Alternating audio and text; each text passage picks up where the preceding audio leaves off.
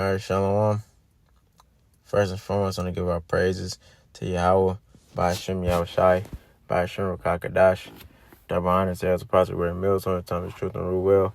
Peace, blessing, and salutation, I come out there. Scattered about the fork on the earth, that's serving the truth out of sincerity. So I say Shalom. This is Brother Nabala, to another video in the spirit. And the top of this video is going to be about, real quick, let me go. The title real quick. It's going to be Oppressing a Man in His Heritage. And what sparked this video topic was that earlier this week, when me and the brother, we did a sit down, this was kind of, the gist of what the topic was going about, of how he operates, throughout history, how he's came and, colonized, this land, and he's colonized, basically the people that originally was here, and he continued to does that, to this day, as Deontay Waters said, to this day, he continues to oppress the Israelites, man, because the original people that was in this land, were Israelites, we're come from the tribe we'll come from the Northern Kingdom, which come from the tribe of the Native Americans, which is known as Gad, as well as other tribes as well. But the one that they mainly focus on is the tribe of Gad, and they originally inherit this land. They flee from the Assyrian captivity, when they got when the King Shalmaneser came and took them and shipped them off. They didn't want to serve under him, so they fled from a certain part of Assyria and came all the way over here to America. So they was the original people that was dwelling here, and you had Christopher Columbus, and I believe that's in the 1400s when he came over here. He came over here and he colonized this whole landmass, and like they did with the back then, the time of the Greeks, the time of the Greeks, they was Hellenizing the Israelites, but this time they colonized, which it wasn't that they was pushing, which they did do that too. They did push their way of life on us and stuff like that, but they was getting rid of God. They wasn't just trying to force you to live a certain way. If you didn't want to live, then you was gonna take you out. They was getting rid of God because they made God look like they was a threat, man. So they said for us to fix this problem, we have to basically exterminate them, and that's what they did, so they can what they do best. They can take this land for themselves and make it seem like they're the founders and that they're the owners of this land. So I'm going to grab this. This is Micah 2:2. It says, "And they covet fields and take them by violence, and houses and take them away. So they oppress a man in his house, even a man in his heritage." Yeah. It says they take them by violence. That's what they do. That's how he operates. They don't come peaceably. They come with violence, man. They come take it. They don't ask you no question. They don't sit down and have no negotiations, man. It wasn't given to them. They come and take it. And how do they take it? By using the sword. Because what does it say? The blessing is the sword, man. And that's how that's how he lives, from slaying his sword around. And what's the modern day sword? The gun, man. That's how he has been able, to have control and put that fear, inside of people, from the modern day gun. And then it goes to when you fast forward time, when you come to the 1900s, when the world war is happening, they dropped them bombs on, I can never say it right. I think it's Hiroshima, Nagasaki. So like if I said it wrong, I can never say it right. But yeah, they did that. And when they did that, that really instilled a lot of fear in all these nations, man. But when you look at E's track record, this is how E was able, to get control and power, you know, by violence, man. And it says and take them away. When he came over here and violently, bear arms against Gad, and was slaying Gad, he took them away. He spreaded Gad out. He made Gad migrate. He made the northern kingdom migrate, man. And then also, what did he do? He put the northern kingdom in slavery as well too. The southern kingdom went in slavery, but the northern kingdom went in slavery too. We were all in captivity, under this man. He said, so they oppressed a man in his house, even a man in his heritage. And to this day, we're still oppressed, man. Because look what happens, man. Look how we're treated out here. They make it hard for us to even try to survive. But for E, they have what they have inheritance. They're not, like the scripture say, they're not plagued as other men. They don't go through the things that Jake have to go through out here. They don't have to walk around out here with their head on the swivel. They don't have to watch their back.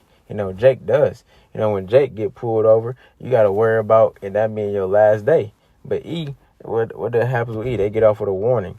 When E gets in trouble with the court system or the law, what? They get off with a warning, or they might get probation or something small. But let Jake get in trouble, what do? They try to lock Jake ass up for life if they can. But this is how he operates, man. And that's how we know who the wicked is that the Bible speaks of, man. It's Esau Edom, because who's the one in control? Who's the one in power? Like Yahushua said, look at the subscription of the money. Whose faces on your money? Only people faces that you see on the money is the so-called white man, man. And that's how you know who's in control. He's in control, and he's going to continue to be in control until Yahushua returns and take him out. Look what he's doing, and then look what he's doing to the northern kingdom now. The northern kingdom caught hell first back then. So, like the scripture said, there's nothing new under the sun. So that's why they're catching hell now. It's the same thing that happened. So look how they're doing northern kingdom. And now they got these camps these camps running where they shipping your ass off to them camps now. So E's not playing. He's saying that because they're immigrants. And how you gonna oppress or come against somebody for originally was living in this land before you got here? This is you're living on stolen land, but you come and say that it's yours and root out the people that was here before you.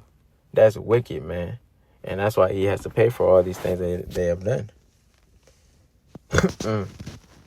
So let me grab this. This is Zephaniah 3:1. It says, woe to her that is filthy and polluted to their oppressing city. Okay? And you can refer this to this place here. It's filthy and polluted. How is this place filthy and polluted? How is it built off of? By bloodshed, man. By hardcore slavery. This place is filthy. Then look at the lifestyle that this place pushes, man. It's totally opposite to the way they were supposed to live, man. It's filthy. They push the alphabet community. They push abortions on our people, man. They are all for like they like to call it black on black violence, man. Everything in this place is to destroy the Israelite nation. And that's what this place is set up for. It says to that oppressing city. We're still oppressed to this day. Jake be trying to say that they're free, just because you can go out here and this man has employed you where you're able to get some money, you're able to get you some cars, get you some houses, live kind of comfortably. Jake think they're free, which you're not, because In the end of the day, what do you have to do? You have to go to this man for everything that you want, man. So that's not being free. You know, when you still have to go and ask this man for everything. You have to deal with this man's government. You have to deal with this man's monetary system. You have to deal with this man on all aspects of life. So that's not free. We're not gonna know what true freedom is until we're in the kingdom, man. Where you can wake up every day and do as you please. Not having to care in the world, not have to worry about going to no job, don't have to worry about paying no bill. None of those things, man. That's when we're going to understand what true freedom and true living is. Because right now we're not living. We're living under oppression. And we see that how E is operating, how Big T is operating. He's making it harder and harder for everyone out here. But in particularly, there's a nation, the nation of Israel, man. So let me grab this. This is Nahum 3:1. It says, "Woe to the bloody city. It is full of lies and robbery. The prey departeth not." Yeah. It says, "Woe to the bloody city." This place was built off of blood, man. From bloodshed, you know. From the Israelites. And it says it's full of lies. This place is full of lies. They try to act like they try to rewrite history. They try to say that that this is their land. Then they got that weak ass song, "This land is your land, this land is my land." No, it's not. This is the original land of the Northern Kingdom, of the Gadites, the Native Americans. This is their original land. But you came over here and stole it from them. And then what? You put your name on it. You put your stamp on it. You know, as you're the original founder of this land. They try to push that on the Christopher Columbus, man. But that's not true. That's the lies that they push, man. And robbery. You stole it. And you steal everything from all around the world. You go to these other nations and you steal from them. You create some type of conflict so you can have a reason to go in there and take something. That's what E does, man. You know, that's what America does. But it's not going to go unpunished. The Lord is just taking note, you know. He's allowing these things to happen. So when he bring Esau down, it's gonna be justified, man. It's gonna be justified. Like the scripture saying in Revelation 18, these sins have reached to heaven. This place sins has reached to heaven. That's why this place is going down the way it is. You know, you got floodings going on all over the place, earthquakes going on all over the place, man. Storms happening all over the place, just tearing stuff up, trees falling. This place is going down. Like it says in Jeremiah 51, Babylon has fallen. This place is falling. This place cannot be healed. It's going to continue to go on a downfall. And you got Trump that tries to say that everything's getting better, everything's going good, but it's not. You know, the scriptures say they're the father of lies. They have to paint that picture. They have to make everything all good because what? Like it says in Psalms 55:21, it said, "Though his words be smoother than butter, war was in his heart." War is in this man's heart, man. He's trying to figure out, like me and the brother was talking about, all roads lead to the MOTB. He wants to put that inside of every person on the planet Earth, man. We know who he's mainly coming up against, the Israelites, but he wants to do that against everybody. If you're not for that, then you're against his new world order, and you have to be dealt with. But yeah, you have to speak and make everybody feel comfortable, but it's not. It's nothing comfortable about these times, man. It's too much going on in the world, and all these happening because how about Shemel Shah's bringing that power back to his name? He's bringing that reverence back to his name, where you can't deny that this is godlike things that's happening, as these people like to say. And it's a beautiful thing for us to see, because when us seeing these things, we understand that we're getting closer and closer to Yahushua's return, and we're getting closer and closer to being into the kingdom. So let me grab this. Slack it.